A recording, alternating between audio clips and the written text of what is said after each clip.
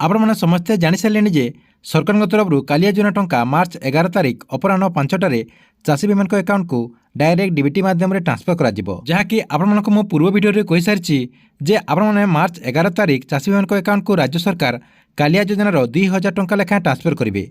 ता सहित देखो कालिया योजना टंका जो मानक एथर मिल से गोटे कम करने को पड़ो।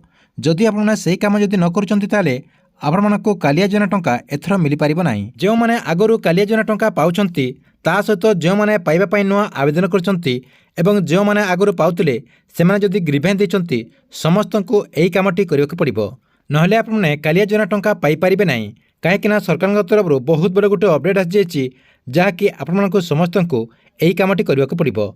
तेबे आपण को कौन करने पड़ो एवं सरकार तरफ कौन अपडेट होती यही वीडियो माध्यम आपने पूरा डिटेल जानीपारे। से भिडियो को शेष पर्यंत देखूँ। ता पूर्व वीडियो को गोटे लाइक कर दिंतु एवं जो मैंने मो चैनल को नुआ आसवे चैनल को सब्सक्राइब कर पाखर थिबा बेल आइकन को क्लिक करके ऑल नोटिफिकेशन ऑन कर दिंतु।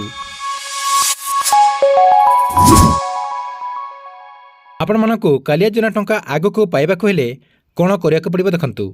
आपण कौन करेंगे कालिया योजनार जो गवर्नमेंट वेबसाइट रही से वेबसाइट को ओपन करदे जहाँकि आपण मानक यही वीडियो डिस्क्रिप्शन लिंक देदेछि सेठी आपण क्लिक करके यार जो गवर्नमेंट वेबसाइट रही से वेबसाइट को रिडायरेक्ट आसीपारे।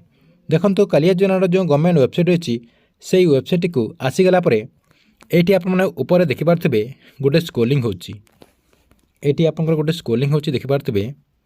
देखु ये कौन लिखाई परवर्ती कालिया सहायता राशि आधार नंबर सह संजोग थिबा बैंक अकाउंट रे प्रदान करा जिवो।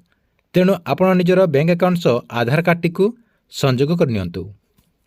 सरकार तरफ डायरेक्ट कह जाउछि आपण माने कालिया योजना टंका पाइबाकू हेले आपणकर जो आधार कार्ड रही से आधार कार्ड को बैंक रे लिंक कर दिंतु। आपणकर जो डीबीटी कह जाउछि से डीबीटी लिंक आपने करने को पड़ो। नहले आपण कालिया योजना टंका पाई परिबे नाही।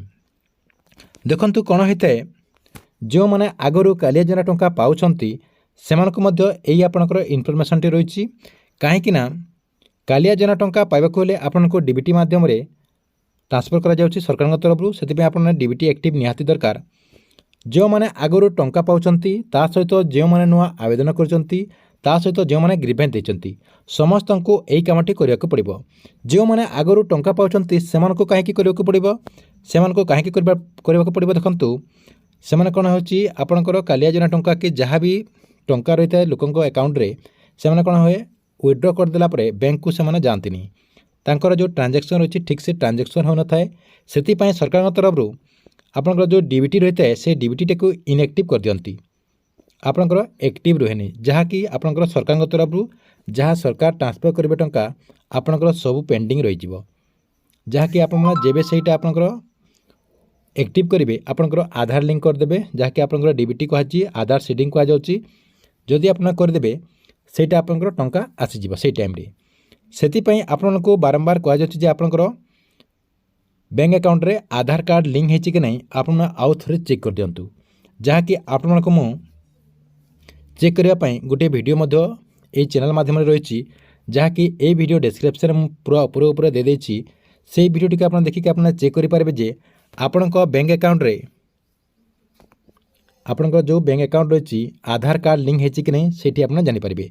ता सहित क्यों बैंक रे आपणकर आधार कार्ड लिंक है आप जानीपारे। कौन हुए बेले बेले आपण मैंने अकाउंट खोली था धरनियंतु आपणकर एसबीआई अकाउंट थी हेले आपणकर आधार सीडिंग होती आपणकर पेटीएम पेमेंट बैंक कि एयरटेल पेमेंट बैंक एमती पेमेंट बैंक आपणकर एक्टिव हो जाए ना आपणकर बरोदा रही कि अन्य कौन बैंक रे आपणकर आधार सीडिंग होती आपणकर से अकाउंट को टंका जाऊँ किंतु आप जानीपार नथिबे सेति आपने से जो वीडियो रही से वीडियो टी आप चेक कर दिंतु आउ से अकाउंट आपणकर क्यों बैंक रे लिंक है आपणकर आधार सीडिंगटा क्यों बैंक रे लिंक है आपने चेक कर दिंतु।